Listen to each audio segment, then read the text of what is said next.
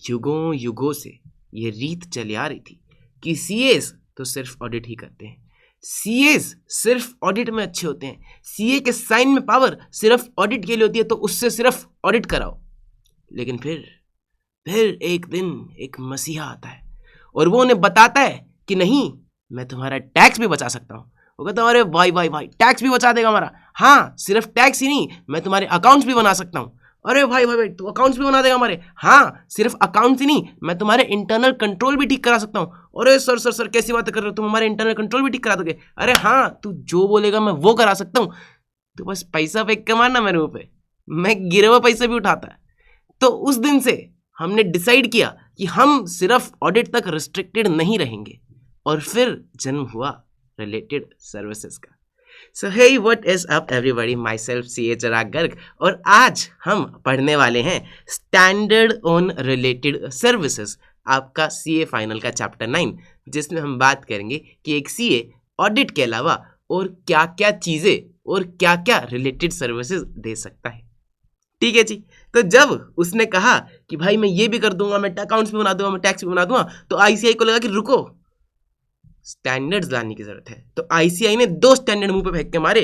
पहला है SRS 4400 और दूसरा है SRS 4410। SRS 4400 क्या बात करता है सर? SRS 4400 बात करता है engagements to perform agreed upon procedures, कि भाई तू जो बोलेगा मैं वो करूंगा, जो हम दोनों के बीच की बातचीत है हम वो करेंगे, जो तू कहेगा मैं वो कर दूंगा, खाली ऑडिट नहीं। That is agreed upon procedures. और आज की वीडियो में हम ये SRS 4400 पूरा कवर करने वाले हैं। 100% आपके लिए बहुत ही अच्छे से नोट्स बनाए हैं, बहुत ही शॉर्ट नोट्स बनाए हैं, बहुत ही अच्छे से मैं आपको ऐसे समझा दूंगा, कोई भी समस्या नहीं आएगी आपको इस ऐसे में। ठीक है जी, चलिए शुरू करते हैं। छोटा सा ऐसे, मजा आएगा आपको। ठीक है जी। क्या होती हैं रिलेटेड सर्विसेज? कुछ भी अग्रीड अपन प्रोसीजर्स, जो वो कह देगा वो मैं कर दूंगा। जैसे मैं टैक्स की रिटर्न भर दूंगा उसकी, जैसे मैं टैक्स की कंसल्टिंग दे दूंगा उसको, जैसे मैं उसको मैनेजमेंट कंसल्टिंग दे दूंगा, anything and everything agreed upon procedures में आ जाएगा। जो भी मेरी नॉलेज से रिलेटेड काम है मैं उसके लिए करूंगा, तो वो आ जाएगा स्टैंडर्ड ऑन रिलेटेड सर्विसेज के अंदर। ठीक है जी। क्या ऑब्जेक्टिव है SRS 4400 का?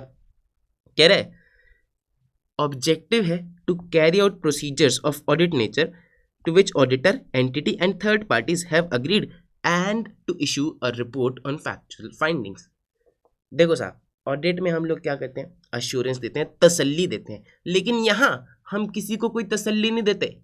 तसल्ली देना हमारी स्पेशलिटी है, और स्पेशलिटी को तो हम पैसे लेके करेंगे। तो अब यहाँ पर इसने मेरे को कुछ और काम दिया, तो उसमें मैं फ्री में तो तसल्ली नहीं दूंगा, मैं उसको सिर्फ उसका काम करके दूंगा। इसीलिए जो भी वो मेरे को काम बोलेगा उसमें मैं इशू करता हूं रिपोर्ट ऑन फैक्चुअल फाइंडिंग्स। ठीक है जी। तो ऑडिटर का काम है वो प्रोसीजर्स करना जो भी अग्रीड अपॉन है, जो भी उन दोनों ने अग्री किए हैं, ऑडिटर ने और एंटिटी ने, या फिर किसी थर्ड पार्टी के लिए एंटिटी को कुछ काम करवाना है, तो ऑडिटर ने और उस थर्ड पार्टी ने अग्री किए हैं, वो काम करेगा और एक रिपोर्ट इशू करेगा, जिसको हम बोलेंगे रॉफ। क्या बोलेंगे? रॉफ। क्या बोलेंगे? रॉफ। अब मेरे पास एक जोक है जिससे तुम्हें याद तो हो जाएगा, लेकिन तुम्हारे सेंटिमेंट्स हर्ट होने का खतरा है। मैं बोल दे रहा हूं, बुरा मत मानना, ठीक है? ये सिर्फ हमारे तुम्हारे बीच की बात है, याद कराने के लिए है और कुछ नहीं। तो who is the man's best friend? A dog. Dog क्या करता है? रफ। तो जब हम एंटिटी के पास जाते हैं और उससे हम बोलते हैं कि भाई तू जो बोलेगा मैं वो करेगा, तो हम ऑडिट रिपोर्ट नहीं, हम इशू करते हैं rough, which is report on factual findings. इसको प्लीज याद में रखना, ठीक है जी, क्योंकि हम हमेशा से ही एसेज पढ़ते आ रहे हैं, हम बचपन से ही ऑडिट सीखते आ रहे हैं, तो इसीलिए एकदम से नई चीज आती है तो कंफ्यूजन होने के चांसेस थोड़े रह जाते हैं। इसलिए मैंने मेमोरी टेक्निक तुम्हें बता दी कि जब भी रिलेटेड सर्विसेज की बात आएगी तो हम क्या इशू करेंगे? Rough, which is report on factual findings, कि हमें जो भी फैक्ट्स मिले हम उसको बस रिपोर्ट कर देंगे। ठीक है जी। इसमें यहाँ पर सिंपली ऑडिटर एक रिपोर्ट ऑन फैक्चुअल फाइंडिंग्स देता है, कोई भी अश्योरेंस नहीं देता है, यूजर्स खुद अपने आप से कंक्लूजन्स अपने ड्रॉ कर लेते हैं। ठीक है जी। अब हम ये रिपोर्ट एंटिटी के लिए बना रहे हैं कि यूजर्स के लिए? एंटिटी के लिए। तो हम कहते हैं कि भैया ये रिपोर्ट रिस्ट्रिक्टेड रहेगी जिन पार्टीज के लिए हमने बनाई है। अब हमें पता है कि हम कुछ भी कर सकते हैं, लेकिन युगों युगों से तो ये बात चली आ रही थी कि भैया ऑडिट ही करता है सीए, तो सिर्फ ऑडिट ही करता है, तो सीए की रिपोर्ट से तो हमें तसल्ली मिलेगी।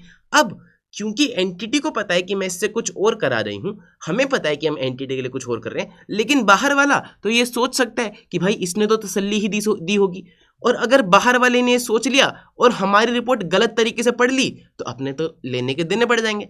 तो इसीलिए हम पहले ही बता के चलते हैं कि भैया ये रिपोर्ट जो है रिस्ट्रिक्टेड रहेगी, हमारे और तुम्हारे बीच में तीसरे बंदे के पास नहीं जानी चाहिए, क्योंकि वो इसको मिस इंटरप्रेट कर सकता है। ठीक है जी, he may misinterpret the results. ठीक है जी, आगे आओ जरा देखो। फिर ये एक एग्जाम्पल दे रहा है, कह रहा है आप क्या कर सकते हो रिलेटेड सर्विसेज में। साहब हम कुछ भी कर सकते हैं।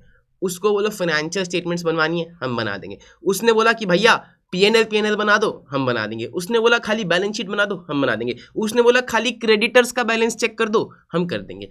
और इसने उसी चीज को पकड़ के अग्रीड अपॉन प्रोसीजर्स डाल दिए।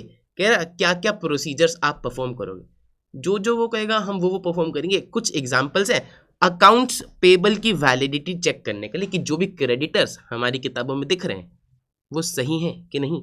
क्या करेंगे, नॉर्मली जो ऑडिट प्रोसीजर्स करते हैं वो इसने लिखा हुआ है। कह रहा है कि आप नेम्स को कंपेयर कर लो कि किसका कितना बैलेंस आउटस्टैंडिंग है ट्रायल बैलेंस में। फिर आप सप्लायर से कंफर्मेशन ले लो कि भाई कंपनी ने तुम्हारा इतना ही पैसा देना है ना। फिर आप कंपेयर कर लो कि उसने जो कंफर्मेशन, उसने जो चिट्ठी वापस भेजी है कि कंपनी ने मेरा 5 लाख देना है, तो ट्रायल बैलेंस में भी 5 लाख दिख रहा है उसके नाम पे, है ना। और अगर कोई वेरिएशंस आई तो आप मैनेजमेंट को रिपोर्ट कर दो। फिर ये कह रहा है कि एक्चुअल फाइंडिंग्स रिपोर्ट करी जाती है। हम साहब कोई भी तसल्ली नहीं देते विदाउट प्रोवाइडिंग एन अश्योरेंस। ठीक है जी। इसके अलावा वो आपसे इन्वेंट्री के बारे में पूछ सकता है कि इन्वेंट्री पे क्या करोगे, तो कोई भी 3-4 प्रोसीजर्स आप लिख के आ सकते हो, कोई समस्या नहीं है। ठीक है जी, आगे बढ़े।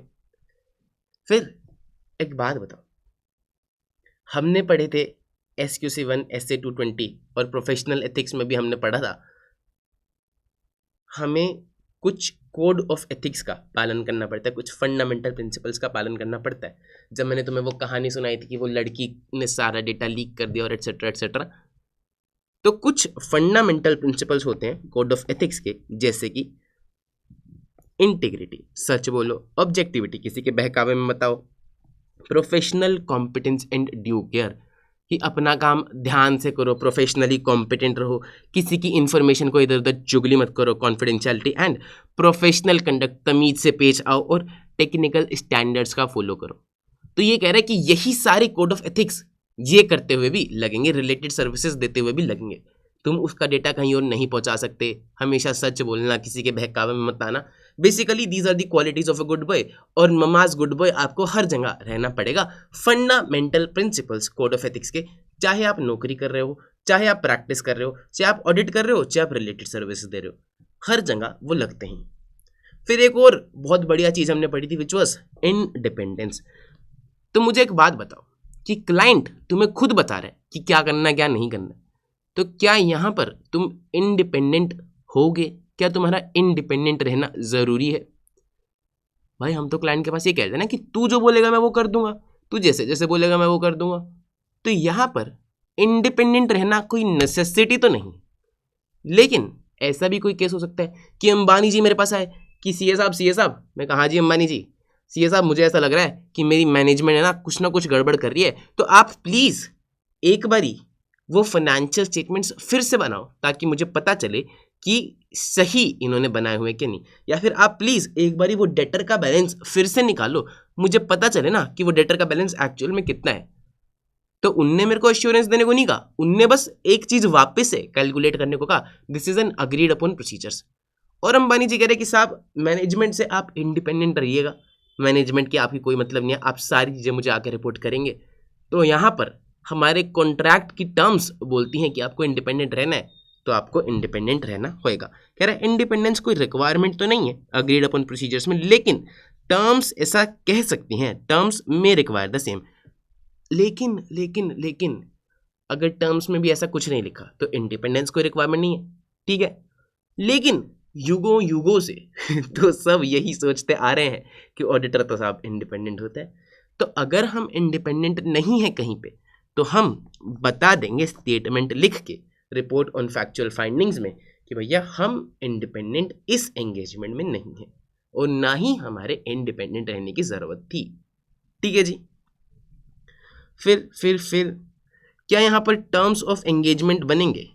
क्या यहाँ पर एंगेजमेंट लेटर साइन होगा? ऑडिट में तो होता है, होना चाहिए कि नहीं होना चाहिए? सर होना तो चाहिए। क्यों होना चाहिए?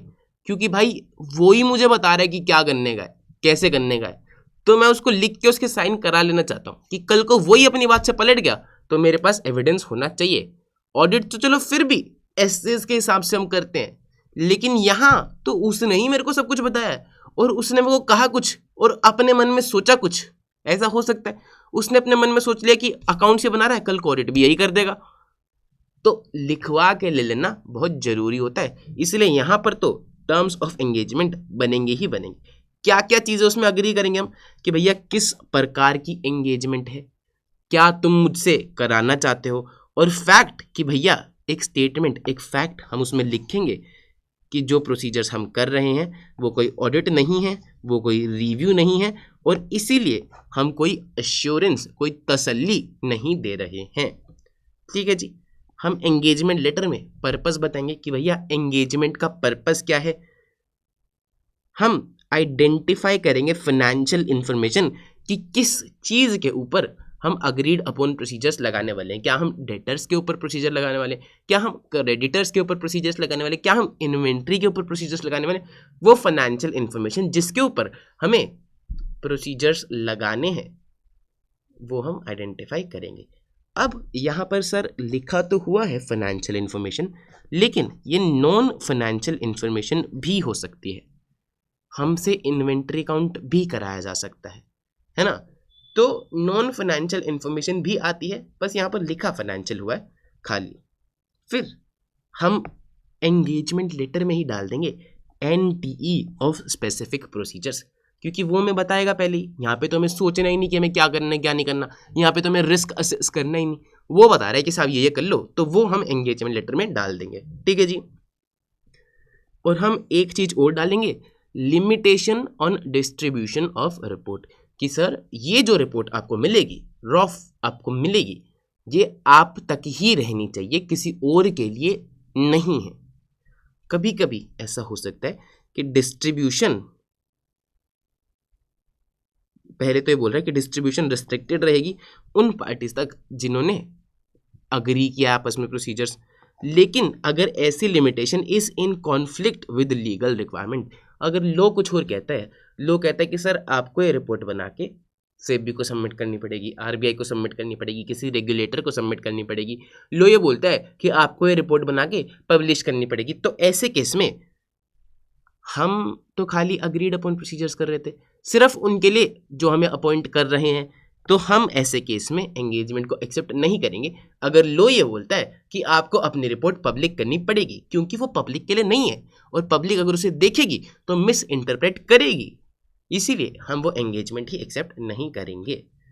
तो सर हमने वो सारी चीज़ें अग्री कर ली, क्या क्या चीज़ें लिखेंगे एंगेजमेंट लेटर में, पहले तो बताओ एंगेजमेंट लेटर भेजता हुआ ना, ऑडिटर भेजता है क्लाइंट को, उसको बोलता है कि भैया साइन कर दे और मेरे को वापस दे दे, तो ऑडिटर सेंड करता है एंगेजमेंट लेटर जिसमें टर्म्स ऑफ अपॉइंटमेंट लिखी होती हैं, उसमें क्या क्या लिखा होगा कि क्या क्या प्रोसीजर्स हमें परफॉर्म करने हैं, और एक स्टेटमेंट होगी कि भैया ये रिपोर्ट जो है ये रिस्ट्रिक्टेड रहनी चाहिए टू द स्पेसिफाइड पार्टीज जिन्होंने भी ये प्रोसीजर्स को अग्री किया है, किसी भी तीसरे बंदे के लिए ये नहीं है, ठीक है जी।